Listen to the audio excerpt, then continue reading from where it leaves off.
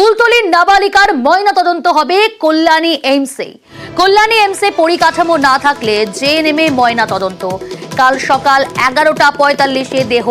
আর কি নির্দেশ দেওয়া হলো জানবো, সহকর্মী অর্ণব রয়েছে। অর্ণব, আগামীকাল সকাল 11:45-এই হবে। দেখো, পরিবার যে দাবিগুলি করছিল সেই প্রত্যেকটা ম্যাজিস্ট্রেটের উপস্থিতিতেই হবে ময়না তদন্ত। আর রাজ্যের কোনো সরকারি হাসপাতাল নয়, কেন্দ্রীয় সরকারি হাসপাতাল কল্যাণী এইমসের চিকিৎসকদের দ্বারা হবে ময়না তদন্ত।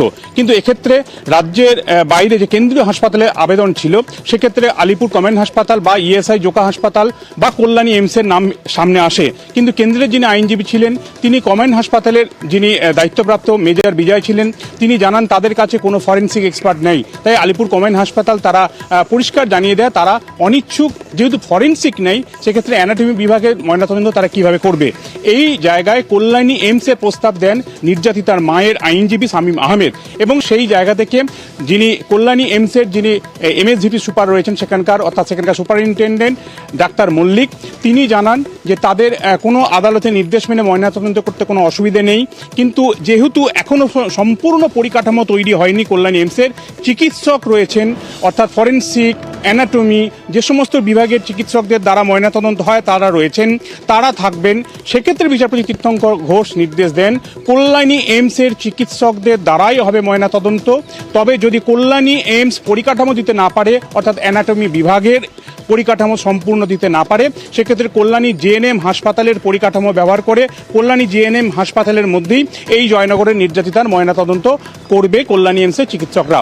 সকাল 11:45-এর মধ্যে কাঁটাপুকুর মঠ থেকে দেহ পৌঁছাবে কল্যাণী এইমস হাসপাতাল। অ্যাডিশনাল চিফ জুডিশিয়াল ম্যাজিস্ট্রেট তাকে উপস্থিত থাকতে হবে এবং এই এসিজেএম বারুইপুর যিনি থাকবেন তাকে সেখানে পুলিশ পৌঁছে দেবে এবং তার উপস্থিতিতে এই ময়নাতদন্ত হবে। পুরো তদন্তের ভিডিওগ্রাফি হবে। যেখানে ময়নাতদন্ত হবে সেই ময়নাতদন্ত রুমের ভেতরে পরিবারের বাবা মা উপস্থিত পারেন কিনা বিচারপতি যে লাশ কাটা সেটা কেউই দেখতে পারবেন না। বাবা এজলাসের মধ্যে রয়েছেন, তিনি সেটা জানান। এরপরই ময়নাতদন্তের রুম থেকে ভার্চুয়ালি মোবাইলে কোনো একজন পুলিশ অফিসার সেই ছবি তারা যদি চান মা বা বাবা তারা দেখতে পারবেন, এমন নির্দেশও বিচারপতি দিয়েছেন। এবং এই ময়নাতদন্তের যে আবেদনগুলি ছিল, যে আবেদনগুলি গতকাল ম্যাজিস্ট্রেট কোর্টে অনুমতি না মেলার কারণে ময়নাতদন্ত নিয়ে একটা জটিলতা তৈরি হয়। কাঁটাপুকুর মর্গ ঘটনাক্রম এই মামলা করে এবং রাজ্যের করা আবেদন, যেখানে পরিবারের আবেদনটাই রাজ্য সরকার আবেদন হিসেবে আদালতের সামনে নিয়ে আসে এবং দুটি আবেদনই কিন্তু মঞ্জুরিতার হবে কল্যাণী এইমস চিকিৎসকদের দ্বারা। কাল সকাল 11:45-এর এই ময়না